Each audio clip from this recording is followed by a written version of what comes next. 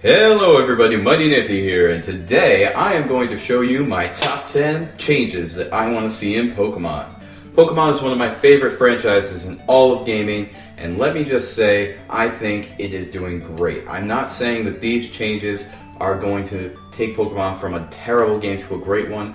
I just want to make a great game even better. So with that being said, let's move on to number 10. In number 10, we have creating our own gyms. Yes, that's right. I want to be able to go into the game after I've beaten the Elite Four and claim my rightful place as one of the best trainers of all time, willing to train other people in how to play Pokemon. I think this would be a really cool feature if you could design your own badges, make your own gym types, design different traps and things like that for people to get through, get your own AI characters in there, or just have your friends' Pokemon teams join your gym.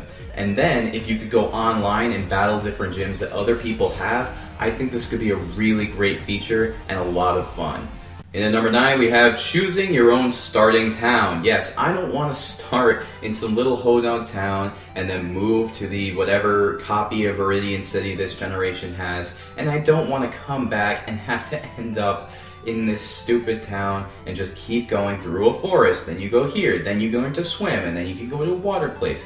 No. I want to start wherever I want. That would be so cool. You could have different adventures from your friends. You could see how your team develops differently. And it would give Nintendo a chance to make maybe some weaker dragon or ice type creatures and maybe some stronger bug or normal type creatures. This would be so cool, and it's a feature I would really love to have them implement. In at number 8, we have improving the AI. Let's face it, Nintendo fans know that Pokemon has a fan base a little older than its demographic, which is okay, it's fine, but Nintendo has to realize that and has to go with that and has to improve on that. Nintendo needs to realize that the AI in the later half of the game needs to be tuned up, needs to have a little bit more variety, a little bit more cleverness than it does right now.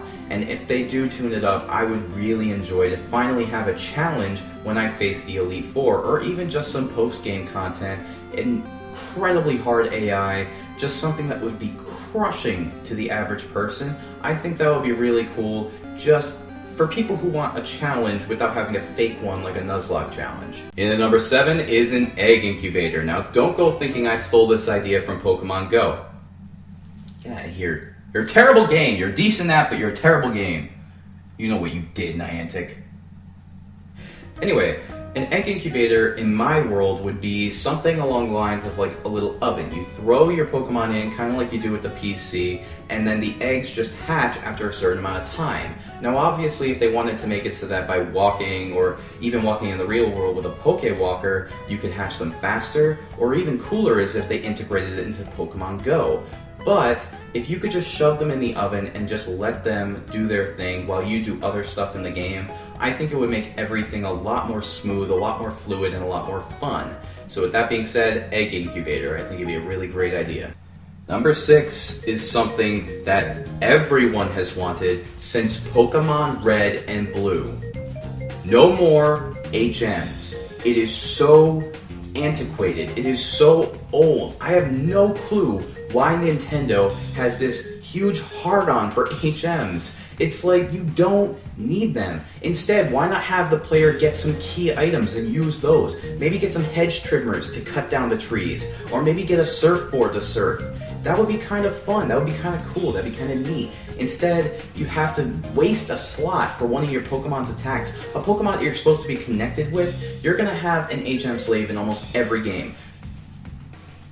Yeah, we all know what you did with him. You don't care about him. No one cares about Bidoof. Anyway, I really think that this would make the game a lot more fun and a lot more engaging, and it would bring back that aspect of caring about Pokemon and not having some stupid HM slave in your party for 90% of the main game. Alright, number 5 is one of my favorites. More unique gyms. Now what do I mean by this? So far, every single gym has been kind of cool.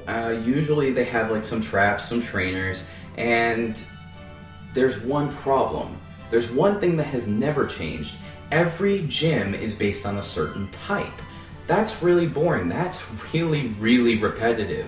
What I think would be really cool is if you had a gym that specialized in things like, I don't know, hold items, or if you had a gym that specialized in a certain stat, like attack or accuracy. I think that kind of thing would be really cool, especially in the later half of the game when you understand the typing. I think it would be a great way to mix things up and make gyms a little bit more challenging and a little bit more fun again.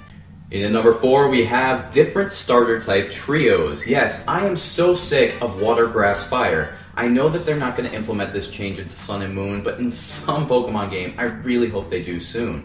Maybe Fighting, Dark, and Psychic would be really cool. Or Rock, Steel, and Fire. Either of those or any other trio of things that just work in a loop like that would be really fun and really new and really fresh and breaking from the formula. Do you see a recurring theme here? And number 3 is multiple save files. They've had the ability to do it forever. Everybody wants it. Why won't you let us have multiple save files, Nintendo? I understand that you want people who are siblings to have to buy 2 3DSs, 2 Pokemon games. That's why you have 2 different versions. And oh, you're so worried that people are going to trade with themselves. Maybe just don't make that a feature. I just know that if I start a game and I have a certain team, like I do with X and Y, maybe I want to start my adventure again without losing all the progress I made and without having to buy a brand new game. This is antiquated, this is stupid, this is absolutely ridiculous. Jim Sterling should be complaining about this bullshit, not microtransactions. And microtransactions, they both suck. In at number 2, we have post-game content. Yes, this is so important. I am so sick of seeing everybody praise all these Pokemon games, and then you get done, and all you can do is maybe breed for shinies or battle your friends. That's it. There's very little to do after any Pokemon game except for Gold and Silver. Now, if they were to recreate what they did with Gold and Silver, and maybe in the Alola region, maybe you could go back to X and Y, or even to a new area, or even just to Omega Ruby Alpha Sapphire. I just want to be able to do something after beating the Elite Four for the first time. Something fun, something interesting, something new. That's all I want from the Pokemon games. Number 1 is hard mode. I want to play a game of Pokemon that challenges me. Now, I'm not saying make this mandatory, but I'm saying give us the option.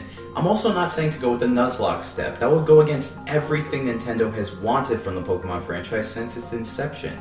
Because if you lose your Pokemon, first off, PETA would be on their asses, and second off, you wouldn't have that connection to your Pokemon anymore. You might be a little bit more connected while they're still there, but you wouldn't be able to develop one over the course of a game. Instead, I would recommend 2 things. First, your opponents scale with you. This prevents you from being able to level up past your opponent and then just beat them as an inevitability rather than through skill. Instead, after you lose to your rival's been training just as much as you have, and then they might still beat you if you haven't learned your lesson. Or disallow players from using healing items during battle. This is something that I haven't seen anyone talk about, but I really would love to see for Nintendo to not allow players to heal themselves during battle. It would make the Elite Four super interesting rather than you saying, oh, I have all this money by the time I get to the Elite Four, I'll just battle them with a bunch of level 40s because I can revive and full restore throughout the entire battle. You have all this money by the end of the game and you use it just to beat the Elite Four. You win with money. What are you, Donald Trump? No. I want to see the Pokemon franchise go to places it hasn't gone before, and this would be a great way to keep it engaging for the fans who have loved it for so long, while offering a challenge to newer fans who find the game a little bit too easy. Well, that does it for my top 10 list of things I want to see changed in Pokemon. What did you think of the list? Comment below, let me know if there are any changes you want to see in Pokemon that I haven't listed here. I really hope that we see some of these changes either in Sun and Moon or in a future Pokemon game, and I really hope Nintendo wants to innovate rather than stick to their old formula. But with that being said, please subscribe if you want to see any more of my videos or any more nifty recipes, but next week I'll be coming at you with a top 10 for cooking. Until then guys, have a mighty nifty day today.